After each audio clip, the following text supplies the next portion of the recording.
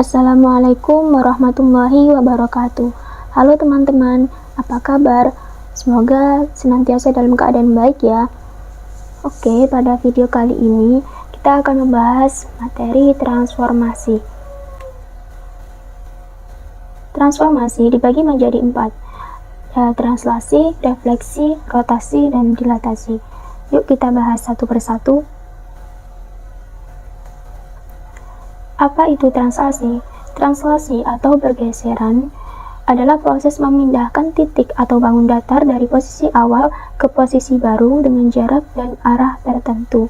Jadi, bayangkan saja kalian menggeser titik atau objek dari satu tempat ke tempat lain tanpa memutarnya dan tanpa mengubah bentuk atau ukurannya.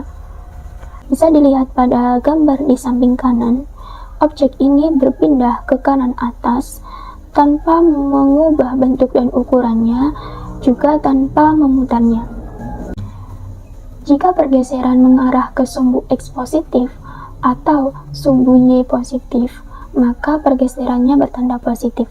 Sebaliknya, jika pergeserannya mengarah ke sumbu X negatif atau sumbu Y negatif, maka pergeserannya bertanda negatif. Dalam koordinat kartesius, translasi dinyatakan dengan rumus umum A, X, Y ditranslasikan sejauh A, B, maka A aksen X ditambah A, Y ditambah B. Dengan keterangan A, X, Y adalah titik koordinat awal, A kecil adalah pergeseran ke kanan positif atau ke kiri negatif, B kecil adalah pergeseran ke atas positif atau ke bawah negatif, dan A aksen X, Y adalah bayangan titik A. Jadi, nilai A kecil dan B kecil di sini menentukan kemana arah dan seberapa jauh objek akan dipindahkan. Contoh pertama, misalkan kita punya titik A digeser 6 satuan ke kanan dan 2 satuan ke atas. Tentukan koordinat hasil pergeserannya. Kita ketahui titik A adalah 1,3. Kemudian kita tentukan arahnya atau A kecil dan B kecilnya tadi. Di sini 6 mengarah ke kanan. Seperti yang kita ketahui tadi, A kecil adalah pergeseran ke kanan atau ke kiri. Maka 6 ini adalah A kecil. Dan tentunya 2 ini adalah B kecil, yakni pergeseran ke atas atau ke bawah. 2 di sini satuan ke atas. Nah, 6 sebagai A kecil dan 2 sebagai B kecil. Dan kita lanjut ke penyelesaiannya. Sesuai dengan rumus umum tadi, tinggal kita substitusikan apa yang telah diketahui. Titik A awal, titik koordinat awal adalah 1,3, dengan A kecil dan B kecilnya adalah pergeseran sejauh 6,2, maka tinggal kita tambahkan 1 tambah 6 sama dengan 7, 3 ditambah 2 sama dengan 5. Jadi A aksen adalah 7,5. Kemudian kita tentukan titik bayangan dari A. A aksen 7,5, yakni pada sumbu X positif 7 dan pada sumbu Y positif 5. Jadi bayangan titik A setelah ditranslasikan adalah A aksen 7,5. Lanjut ke soal selanjutnya. Tentukan bayangan dari titik berikut jika ditranslasikan sejauh 1,5. P 2,3, Q 1,4, R 5,1. Ini adalah titik koordinat awal yang akan ditranslasikan sejauh 1,5. Seperti penyelesaian sebelumnya, tinggal kita substitusikan saja yang telah diketahui. Untuk titik koordinat awalnya adalah P 2,3, Q 1,4, dan R 5,1 yang akan ditranslasikan sejauh 1,5. Kemudian kita tinggal menambahkannya saja. 2 ditambah 1 sama dengan 3, 3 ditambah 5 sama dengan 8, 1 ditambah 1 sama dengan 2, 4 ditambah 5 sama dengan 9, 5 ditambah 1 sama dengan 6, dan 1 ditambah 5 sama dengan 4. Oke, kita temukan B aksen 3,8, G aksen 2,9, dan R aksennya 6,4. Kita tentukan titiknya. Nah, ini adalah titik atau bayangan dari PQR setelah ditranslasikan sejauh 1,5. Selanjutnya, kita coba translasi pada sebuah bangun datar, misalnya segitiga ABC dengan titik-titik sebagai berikut. Diketahui segitiga ABC dengan titik-titik sudut A 2,3, B 4,5, C 8,3. Tentukan koordinat bayangan segitiga ABC jika digeser oleh T sama dengan 2,3. Nah, seperti penyelesaian sebelumnya juga, tinggal tambahkan masing-masing komponen dengan 2,3. A ditambah T, B ditambah T, C ditambah T. Dengan T ini adalah pergeserannya.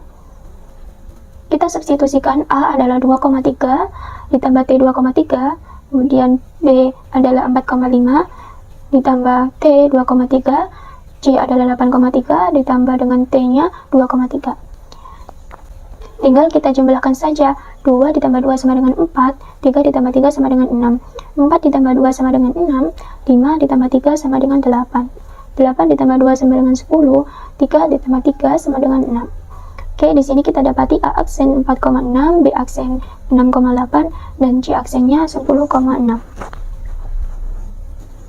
Kita tentukan koordinatnya. Nah, ini adalah setelah segitiga ABC digeser sejauh 2,3. Jadi, setelah ditranslasikan, segitiga ABC menjadi segitiga A aksen, B aksen, dan C aksen dengan koordinat yang baru. Pencerminan atau refleksi. Apa sih pencerminan itu? Oke, bayangin. Kalian lagi foto sama temen, terus kepengen mirror effect. Nah, pencerminan di matematika mirip banget. Intinya, setiap titik di bangun datar dipantulkan ke sisi lain garis tertentu, yaitu garis pencerminan. Hasil bayangan dan aslinya bentuknya sama persis. Cuma posisinya dibalik, kayak lihat di kaca. Nah, refleksi atau pencerminan itu memetikan setiap titik dari bangun yang dicerminkan terhadap garis pencerminan.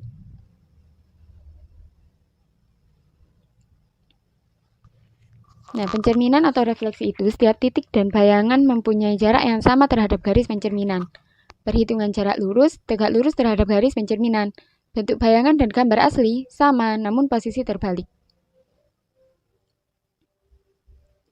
Untuk rumus-rumus dasar dalam pencerminan, ada 4 macam. Yang pertama pada sumbu X. Jika titik A, X, Y, maka pencerminan pada sumbu X menjadi A aksen X, minus Y. Dan pada sumbu Y, yaitu jika titik A, X, Y, maka pencerminannya menjadi A aksen minus X, Y. Yang ketiga yaitu pencerminan terhadap garis Y sama dengan X. Jika titik A, X, Y, maka pencerminannya yaitu A aksen Y, X. Dan pencerminan yang terakhir pada garis Y sama dengan minus X. Jika A, X, Y, maka titik A aksennya menjadi minus Y, minus X. Gampang kan? Cuma tukar tanda atau swap koordinat. Sekarang kita kupas satu-satu lewat contoh. Nah, contoh, carilah hasil pencerminan titik A minus 2,3 terhadap yang pertama pada sumbu X, yang kedua sumbu Y, yang ketiga pada garis Y sama dengan X, dan yang terakhir garis Y sama dengan minus X. Nah, pencerminan terhadap sumbu X, yaitu jarak antara titik A pada sumbu X, yaitu 3 sumbu. Maka, untuk mencari sumbu X-nya, dari sumbu X ke bawah, panjangnya 3 sumbu juga. Jadi, sumbu X-nya yaitu A aksen minus 2, minus 3. Nah, untuk sumbu Y kita menggunakan rumus yang tadi. Sama juga, yaitu yang awalnya A minus 2,3, maka pencerminannya pada sumbu Y yaitu titik A aksen 2,3. Yang ketiga yaitu pada garis Y sama dengan X. Garis Y sama dengan X itu yang mana sih? Nah, ini garis miring dari sisi kanan menuju sisi kiri. Kita menggunakan rumus yang tadi yang sudah diketahui, yaitu A X, Y menjadi A aksen Y, X. Jadi, jika titik A minus 2,3, maka titik A aksennya menjadi 3, minus 2. Dan yang terakhir yaitu pencerminan terhadap garis Y sama dengan minus X. Jika titik A-nya minus 2,3, maka pencerminannya menjadi A aksen minus 3,2. Untuk garis Y sama dengan minus X, hampir sama seperti garis Y sama dengan X. Cuma, garis Y sama dengan minus X itu kebalikan dari garis Y sama dengan X. Jadi kesimpulannya, garis pencerminan ada 4, yaitu pada sumbu X, sumbu Y, garis Y sama dengan X, garis Y sama dengan minus X. Sekarang kita coba refleksi terhadap bangun datar. Nah, langsung ke contoh ya. Tentukan hasil pencerminan persegi ABCD terhadap sumbu X. Masih ingat kan pada sumbu X? Dan kita gunakan rumus yang tadi, yaitu pencerminan terhadap sumbu X, rumusnya A aksen X, minus Y. Jadi, yang awalnya titik A 2,6, pencerminannya menjadi A aksen 2, minus 6. Dan untuk titik B yang awalnya 6,6, maka titik B aksennya yaitu 6, minus 6. Dan untuk titik C yang awalnya 6,2, pencerminannya menjadi C aksen 6, minus 2. Untuk titik D 2,2, pencerminannya menjadi D aksen 2, minus 2. Kita lihat gambar di sebelah kanan. Yang warna biru, bangun datar persegi, itu adalah gambar asli sebelum pencerminan. Nah, karena kita akan merefleksikan terhadap sumbu X, maka pencerminannya pada bangun datar persegi tersebut yang berada di bawah, sebelah kanan bawah, warna merah. Nah, itu adalah bangun datar persegi yang direfleksikan dari titik asal ABCD. Nah, agar kalian lebih paham lagi, kita coba contoh lain. Contoh lain yaitu tentukan hasil pencerminan persegi WX, YZ terhadap garis Y sama dengan minus X. Masih ingat kan? Garis Y sama dengan minus X adalah garis miring dari kuadran 3 ke kuadran 4. Nah, coba kita lihat. Dan itu. Garis W yang awalnya 2,6, jika kita refleksikan terhadap garis Y sama dengan minus X dan menggunakan rumus A aksen minus Y, minus X. Jadi yang awalnya 2,6 menjadi minus 6, minus 2. Lalu untuk titik X yang awalnya 6,6 menjadi X aksen minus 6, minus 6. Untuk titik Y yang awalnya 6,2, jika direfleksikan menjadi Y aksen minus 2, minus 6. Dan untuk titik Z, awalnya 2,2 menjadi Z aksen minus 2,2. Kita lihat lagi gambar sebelah kanan. Gambar persegi yang berwarna biru itu gambar asli sebelum dicerminkan. Nah, yang berada di kuadran 3, yang persegi yang berwarna merah, itu persegi yang hasil dari refleksi pada garis Y sama dengan minus X. Oke, kita lanjut ke rotasi. Rotasi atau perputaran adalah perpindahan titik-titik suatu objek pada bidang geometri dengan cara memutarnya sejauh sudut alfa. Jadi teman-teman, ketika sebuah titik atau bangun geometri mengalami rotasi, artinya dia berputar di sekitar suatu titik pusat sejauh sudut tertentu. Nah, sudut ini bisa positif atau negatif, tergantung arah putarnya. Rotasi memiliki arah dan besar sudut. Jika diputar searah jarum jam, sudut akan bernilai negatif. Sedangkan jika diputar berlawanan arah jarum jam, sudut bernilai positif. Jadi kalau rotasinya searah jarum jam seperti arah jam dinding, sudutnya negatif. Tapi kalau berlawanan arah jarum jam, sudutnya positif. Ini penting karena akan menentukan arah perpindahan titiknya. Rotasi atau perputaran dibagi menjadi dua, rotasi terhadap titik pusat P, Q, dan rotasi terhadap titik pusat 0,0. Rumus rotasi terhadap titik pusat 0,0, yakni X aksen, Y aksen sama dengan cos A min sin A, sin A cos A, X, Y. Dengan keterangan, jika sudutnya negatif, atau sin min alfa sama dengan min sin alfa. Sedangkan kalau cos min alfa tetap sama dengan cos alfa, tidak berubah negatif meskipun sudutnya negatif. Contoh, jika titik B min 4,6 diputar searah jarum jam sebesar 180 derajat dengan titik pusat 0,0 menghasilkan bayangan B aksen. Tentukan koordinat bayangan B aksen. Nah, diketahui titik awalnya adalah min 4,6. Sudut rotasinya min 180 karena searah jarum jam. Sudutnya negatif dan titik pusat rotasinya 0,0. Kita masukkan ke rumusnya. Cos min 180 sin min 180 min sin min 180 cos min 180 x min 4 dan y 6. Cos min 180 tetap positif cos 180 derajat, min sin min 180 derajat adalah sin 180 derajat karena min bertemu dengan min maka hasilnya plus. Sin min 180 derajat adalah min sin 180 derajat dan cos min 180 derajat tetap positif cos 180 derajat. Cos 180 derajat adalah min 1, sin 180 derajat adalah 0, min sin 180 derajat adalah 0, dan cos 180 derajat adalah min 1. Kemudian kita kalikan. Min 4 dikali min 1 sama dengan 4, karena min dikali min sama dengan plus.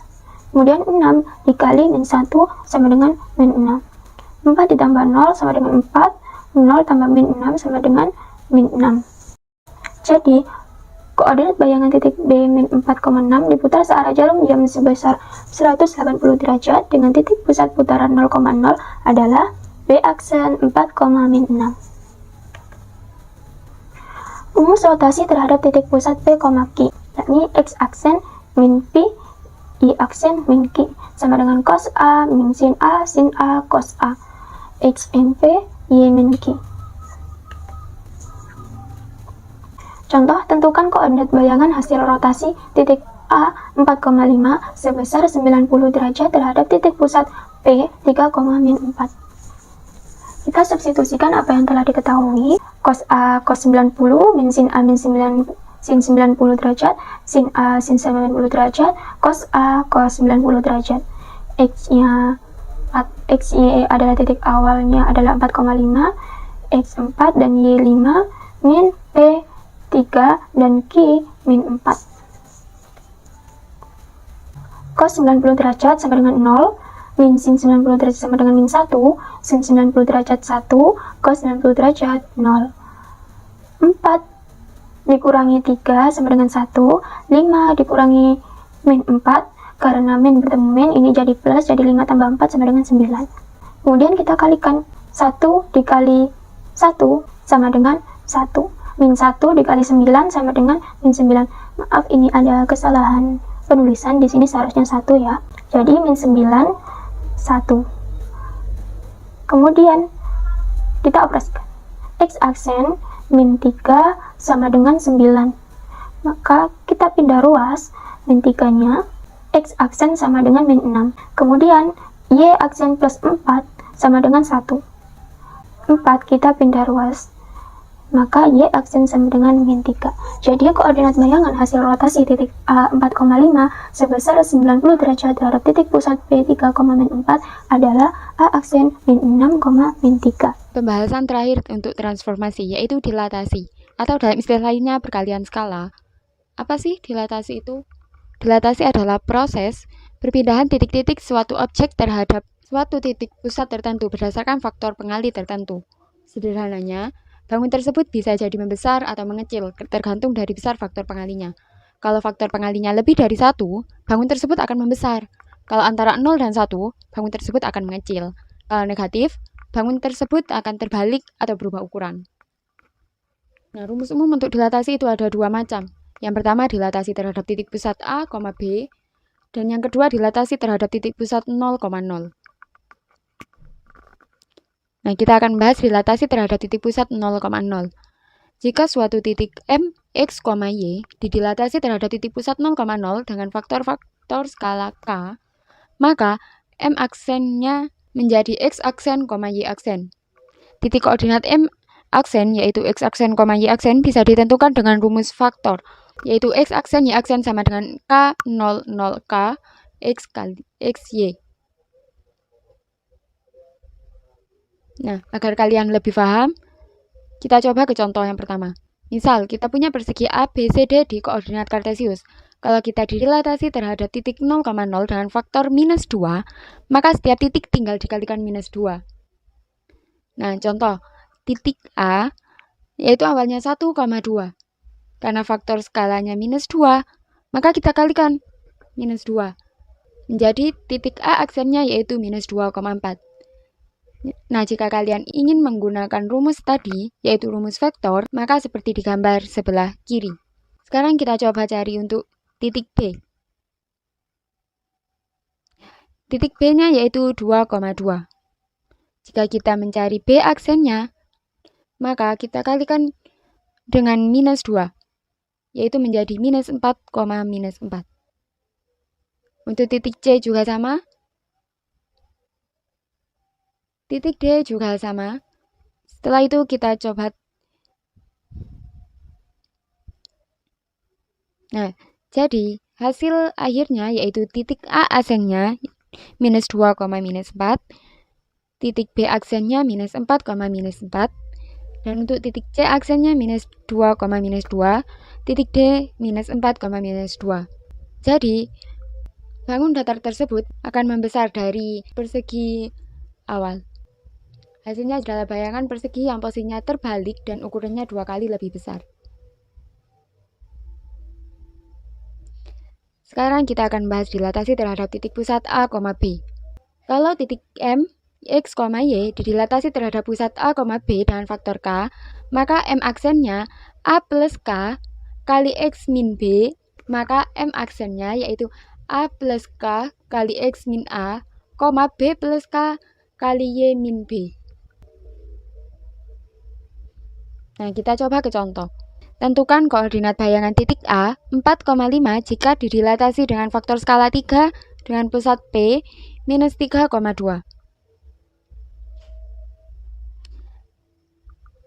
Di sini penyelesaiannya menggunakan vektor. Nah, hasil akhir dari A 4,5 didilatasi terhadap faktor skala 3 dengan pusat P minus 3,2 adalah A aksen minus 18,11. Nah, contoh lain agar kalian lebih paham ya, yaitu jika titik G 2,5 dicerminkan terhadap garis Y sama dengan minus X, tentukan letak bayangan titik G. Nah, soal ini kalian pasti bingung kan? Nah, kita gunakan rumus vektor saja agar lebih gampang. Minus X kan sama dengan minus 1 ya. Jadi kita masukkan ke rumus yang tadi dan hasil akhirnya yaitu koordinat G aksen sama dengan minus 5, minus 2. Jadi kesimpulannya, dilatasi adalah transformasi yang mengubah ukuran bangun, tapi tetap menjaga bentuk dasarnya. Jangan lupa perhatikan titik pusat, gunakan rumus sesuai titik pusatnya, hati-hati dengan faktor skala negatif ya. Terima kasih sudah nonton sampai akhir. Kalau video ini bermanfaat, jangan lupa klik like, share ke temanmu, dan subscribe. Sampai jumpa di video berikutnya, dan terus semangat belajar. Wassalamualaikum warahmatullahi wabarakatuh. So lock the door and your focus can't find us no more. It's just you and me, and there's nothing I can do. I'm stuck with you, stuck with you, stuck with you.